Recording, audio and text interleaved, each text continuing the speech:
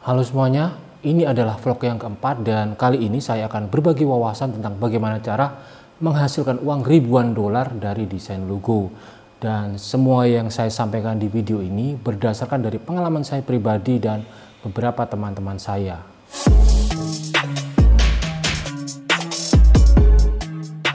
Sampai beberapa hari yang lalu, saya masih sering mendengarkan cerita dan keluhan dari teman-teman saya.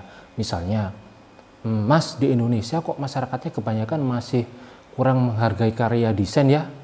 Terus ada juga temanku yang mengeluh itu cerita kalau wah sedih mas, kemarin desain logoku cuma dibayar 500.000. Cerita-cerita semacam ini sudah pasti akan terus ada jika kita tidak mengetahui kenapa hal semacam itu bisa terjadi dan bagaimana solusinya. Oke, jadi begini.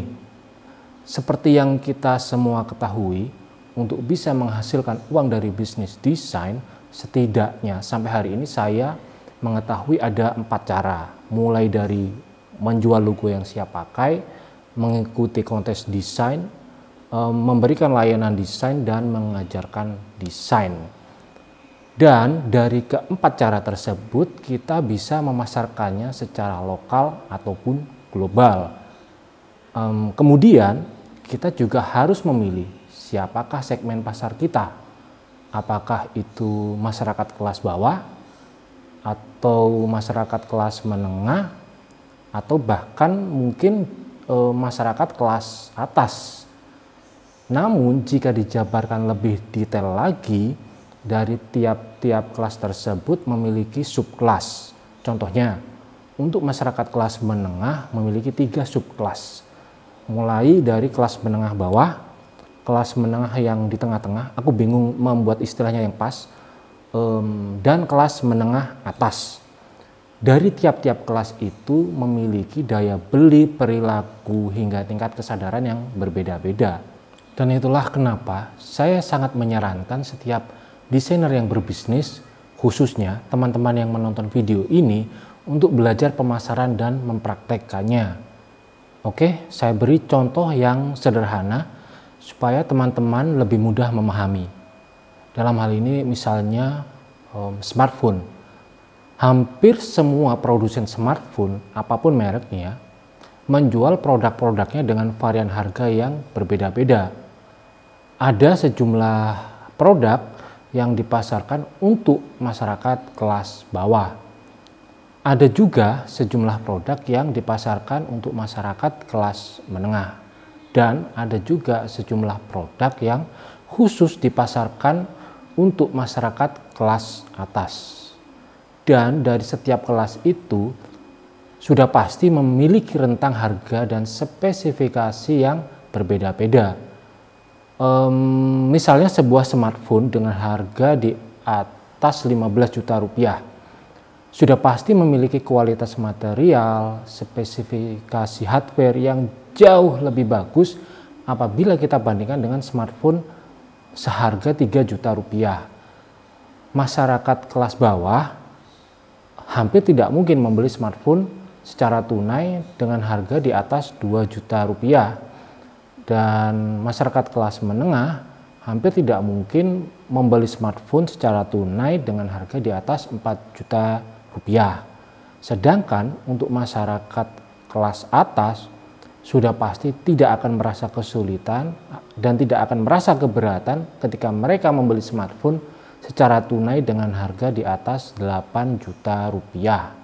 Dan itulah kenapa produsen smartphone secara umum membagi pasar mereka itu menjadi 3 bagian. Karena setiap segmen pada umumnya memiliki daya beli yang berbeda-beda. Fungsi dasar smartphone itu memang sama, nggak ada bedanya. Namun kualitaslah yang membedakan harganya. Kecuali untuk brand-brand tertentu yang memang dari awal sudah memposisikan dirinya sebagai brand khusus untuk masyarakat kelas atas. Contohnya Lamborghini, Ferrari, dan Patek Philippe. Mereka tidak akan membagi pasar mereka menjadi 3 segmen karena fokus mereka sebenarnya memang hanya pada satu segmen saja, yaitu masyarakat kelas atas. Meskipun kelas atas pun sebenarnya masih memiliki subkelas. Kemudian begitu juga untuk logo, berapapun harganya, fungsinya masih tetap sama, nggak ada bedanya. Sama halnya seperti smartphone, mobil, dan lain sebagainya. Karena kualitaslah yang membedakan harganya. Jadi, kalau teman-teman mengeluhkan rendahnya harga yang diajukan untuk sebuah desain, maka bisa jadi teman-teman sedang memasuki pasar yang salah. Atau pada saat itu teman-teman sedang menjalani takdir bertemu dengan seorang klien dari pasar yang sangat tidak kamu harapkan. Dan memang ada masyarakat kelas atas yang memiliki perilaku seperti masyarakat kelas bawah, tapi jumlahnya nggak banyak. Misalnya ada seorang calon klien yang berasal dari masyarakat kelas atas, tapi kalau menawar harga sebuah layanan desain ditawar serendah-rendahnya, gila-gilaan.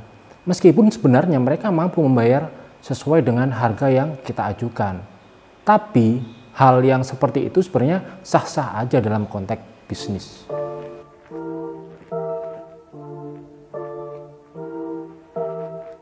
Oke, sekarang bagaimana cara kita memasuki sebuah pasar sehingga kita bisa menghasilkan ribuan US dollar dari setiap proyek desain logo.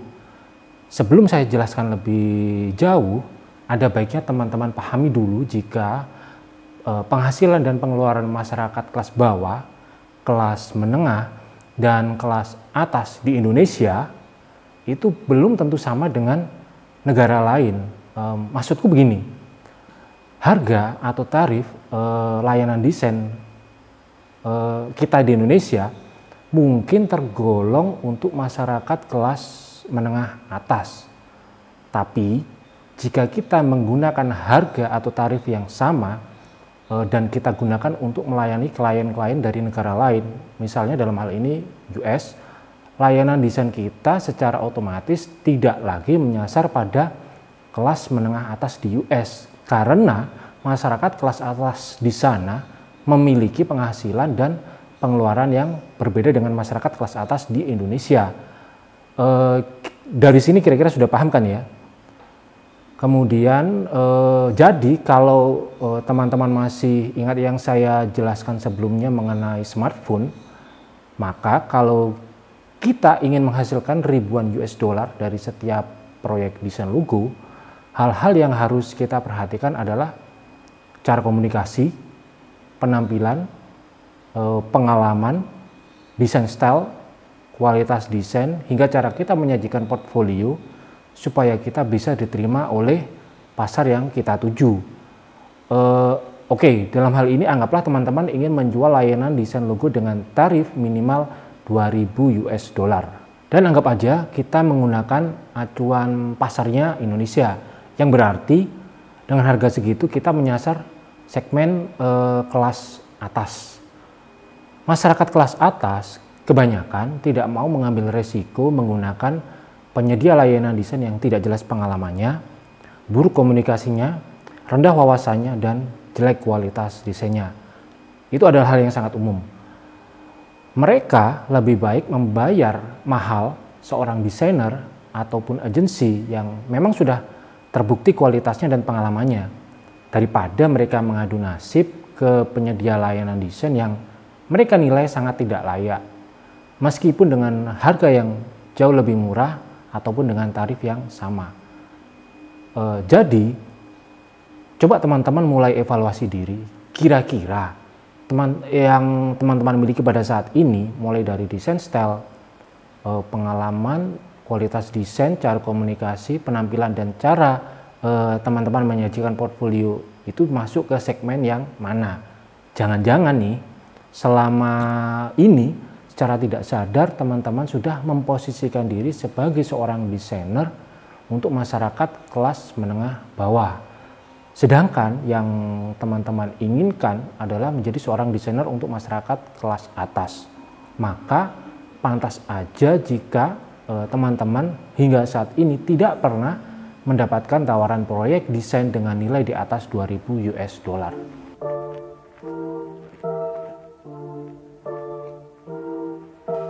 Oke, Sekarang apa aja nih yang harus kita persiapkan dan kita lakukan supaya kita bisa memasuki segmen pasar kelas atas. Menurut pengalamanku dan pengalaman beberapa temanku, yang paling utama dan yang paling mudah adalah memperbaiki kualitas desain. Caranya adalah dengan memperbanyak waktu berlatih dan memperkaya referensi desain, khususnya referensi desain yang memang cocok untuk segmen pasar yang kita tuju, dalam hari ini masyarakat kelas atas.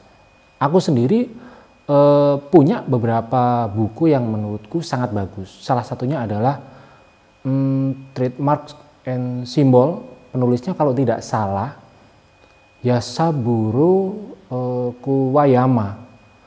Di dalam buku itu ada begitu banyak inspirasi desain yang luar biasa bagus, dan buku itu ada 2 volume. Jadi ada 2 buku, buku volume 1 dan buku volume 2. Dan percaya gak, kalau ada beberapa desainer yang sangat populer di Dribbble dan Instagram yang sangat sering terinspirasi oleh desain-desain di dalam buku itu. Saya yakin teman-teman kalau sudah lihat isi dari buku itu pasti tahu siapa desainer-desainernya. Dan memang bukan berarti antara saya dan mereka memiliki buku-buku yang sama, tetapi referensi desainnya sama. Kemudian teman-teman juga harus memfollow desainer-desainer yang followersnya sudah mencapai ratusan ribu hingga jutaan. Karena pada umumnya kualitas desain mereka itu sudah sangat bagus, dan umumnya mereka sudah menjadi desainer untuk segmen kelas atas. Jadi teman-teman bisa memanfaatkan setiap post yang ada di dalam galeri mereka sebagai inspirasi desain. Selain itu, inspirasi-inspirasi desain logo itu gak harus selalu desain logo. Bingung kan ya? Maksudku begini. Inspirasi desain logo itu memang nggak harus melulu dari desain-desain yang terkini, yang lagi populer, dan yang ada di dalam galeri akun-akun repost yang teman-teman sering temui di Instagram. Karena saya terkadang terinspirasi oleh karya-karya seni dari M.C. Escher hingga Salvador Dali. Karya-karya mereka itu sangat keren-keren, dan mereka itu sudah tergolong sebagai seniman papan atas, sama halnya seperti Andy Warhol dan lain sebagainya. Saya yakin beberapa dari teman-teman yang menonton video ini baru pertama kali ini mendengar nama M.C. Escher dan Salvador Dali. Tapi saya juga sangat yakin sebagian besar teman-teman yang menonton video ini sudah sangat akrab dengan karya-karya M.C. Escher dan Salvador Dali. Oke, kemudian yang paling penting adalah memperbanyak waktu berlatih. Jadi, dalam sehari, buatlah target atau pasanglah target merancang antara 1-2 konsep logo. Kemudian, posting di akun Instagram, Dribbble hingga Behance, dan jangan lupa selalu meminta masukan atau saran ke audiensmu atau followersmu atau teman-temanmu. Lakukan secara konsisten dari hari ke hari, dari bulan ke bulan, dan dari tahun ke tahun. Tapi kalau misalnya teman-teman gak ada waktu, sibuk dengan proyek-proyek desain misalnya, usahakan selalu berlatih setidaknya 2 atau 3 hari sekali atau minimal seminggu sekali. Biasanya jika kamu mampu melakukannya secara konsisten dalam kurun waktu antara 3-6 bulan, kualitas desainmu pasti terlihat meningkat sangat tajam. Jadi, yang kita lakukan di sini adalah memadatkan jam terbang, yang kalau ditempuh dengan cara normal akan membutuhkan waktu bertahun-tahun. Tapi kita bisa mencapainya hanya dengan waktu beberapa bulan saja dengan menggunakan metode ini. Dan dengan menggunakan metode ini, pada akhirnya kita terlatih untuk berpikir dan bekerja dengan cepat untuk menghasilkan 2 karya desain yang berkualitas sangat tinggi hanya dalam kurun waktu 24 jam. Tentu bisa kita bayangkan bagaimana kalau kita secara konsisten melakukannya selama bertahun-tahun. Maka yang terjadi adalah kualitas desain kita melesat lebih jauh, lebih baik daripada teman-teman kita yang melakukannya dengan cara yang normal. Saya pribadi dan beberapa teman-teman saya sampai saat ini masih mempraktekkan hal itu. Dan semuanya sampai saat ini terbukti dengan cerita teman saya yang sebelumnya dia memasang tarif antara 400 sampai 600 US dollar dan sudah 2 tahun ini tarifnya untuk merancang sebuah logo minimal 2000 US dollar. Bahkan ada juga temanku yang tarifnya untuk merancang sebuah logo itu mulai dari 2500 US dollar. Dengan tarif segitu, dia hanya merancang logo, belum termasuk kartu nama, kop surat, dan lain sebagainya. Lalu bagaimana dengan saya? Coba teman-teman cek akun Instagramku. Post pertamaku adalah pada 2 Agustus 2017. Pada saat itu jumlah followerku 0. Terhitung pada sejak saat itu dalam sehari aku bisa memposting antara 1 sampai 3 konsep desain. Dan ya, aku menggunakan metode itu. Kemudian pada bulan Oktober 2017, tepatnya 6 Oktober, aku mendapatkan proyek desain yang nilainya untuk pertama kalinya 1000 US dollar. Ini pertama kali untuk proyek desain online loh ya. Karena untuk proyek desain yang dari klien lokal dengan nilai di atas, mohon maaf bukan bermaksud sombong, dengan nilai di atas 50 juta rupiah ya sudah sangat sering. Ini nggak ada maksud menyombongkan diri, sekali lagi aku hanya berbagi pengalaman saja. Oke, kembali lagi dengan cerita sebelumnya. Jadi, sejak saat itu, setiap bulan aku jadi lebih sering mendapatkan proyek-proyek desain yang nilainya nyaris 1000 US dollar. Kemudian ada cerita menarik.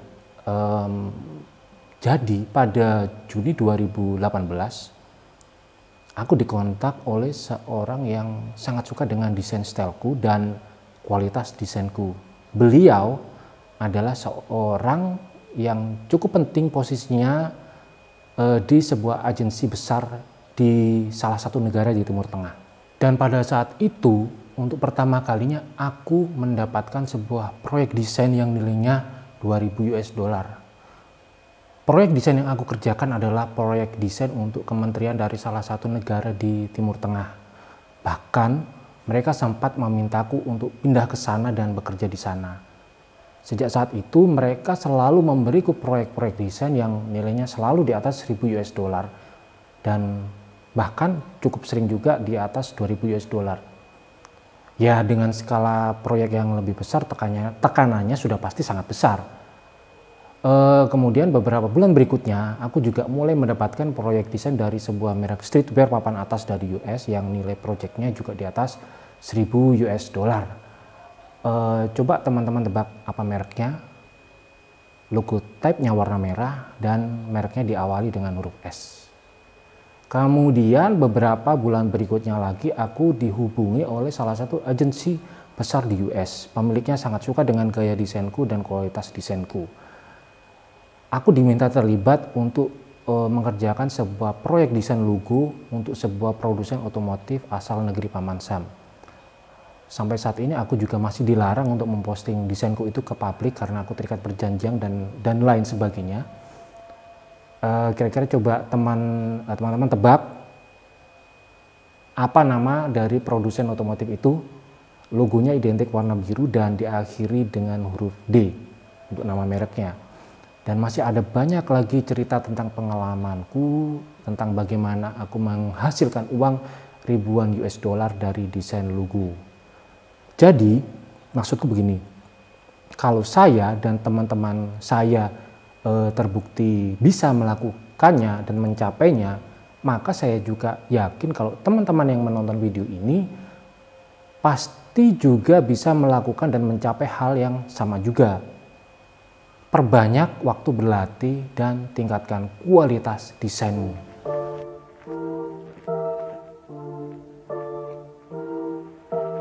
Media sosial yang saya gunakan selama ini untuk mempromosikan desain-desainku adalah Instagram, Dribbble, dan Behance.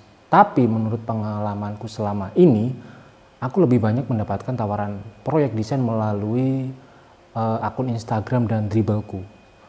Dan Behance sampai saat ini masih belum pernah, dan memang wajar juga sih karena aku nggak terlalu aktif di Behance. Aku sempat melakukan kesalahan beberapa bulan ini, yaitu ketika jadwalku sangat padat dengan proyek-proyek desain, aku nyaris nggak pernah memposting konsep-konsep desain yang baru di Instagram ataupun Dribbble. Padahal salah satu temanku gak pernah henti-hentinya mengingatkan kalau semakin sering kamu memposting konsep-konsep desain setiap harinya, maka semakin besar pula peluangmu terekspos oleh calon-calon klien dari segmen kelas atas. Selain itu juga semakin cepat pula pertumbuhan followersmu. Juga jangan lupa selalu menyertakan hashtag. Biasanya aku selalu menggunakan displaypurposes.com ketika bingung mau menggunakan hashtag apa. Dan ya, displaypurposes.com sangat membantuku untuk menentukan aku mau menggunakan hashtag apa dari sebuah konten yang akan aku post di Instagram. Akibat dari aku sangat jarang mengupdate akun Instagramku, jumlah followersku tersalip sangat jauh oleh temanku. Yang sekarang temanku sudah nyaris 100.000 followers. Sedangkan aku masih bertahan di 12.000 followers. Ya, setiap orang pasti pernah melakukan kesalahan, mengalami kegagalan. Tapi jangan terus itu membuat kita menyerah, meratapi nasib, dan itu tidak bisa menyelesaikan masalah. Apalagi di masa pandemi sekarang ini, yang sudah pasti hampir semua sektor bisnis terkena imbasnya, gak hanya di Indonesia, tapi seluruh dunia. Banyak pebisnis ataupun pengusaha yang menghemat pengeluarannya, yang sudah pasti akan berdampak pada kita sebagai desainer. Tapi saya juga sangat yakin ada beberapa bidang usaha yang justru meraup keuntungan yang sangat besar dari pandemi ini. Contohnya bidang usaha di bidang kesehatan. Dan itulah kenapa kita masih punya peluang untuk kembali bangkit jika pada saat ini teman-teman yang menonton video ini sedang dalam kondisi terpuruk. Salah satu upayaku yang lain yang baru saja aku mulai selain memanfaatkan Instagram dan Dribbble adalah memanfaatkan YouTube. Dan yang seperti teman-teman lihat, pada saat ini jumlah subscriberku masih 24. Kita lihat bagaimana beberapa bulan ke depan. Kemudian yang terakhir, aku sering diingatkan oleh seorang temanku dari US, teman dan juga klien, untuk membuat video-video tutorial desain dan menjadikannya sebagai kursus desain berbayar di sebuah website yang aku lupa namanya apa, tapi dia kasih aku catatan. Oke teman-teman, semoga kita semua bisa selamat melewati badai pandemi ini dan semoga teman-teman bisa sukses mencapai target yang diharapkan. Jika ada pertanyaan, kritik, ataupun saran, silakan menggunakan kolom komentar. Terima kasih sekali lagi. Kita ketemu lagi di video berikutnya.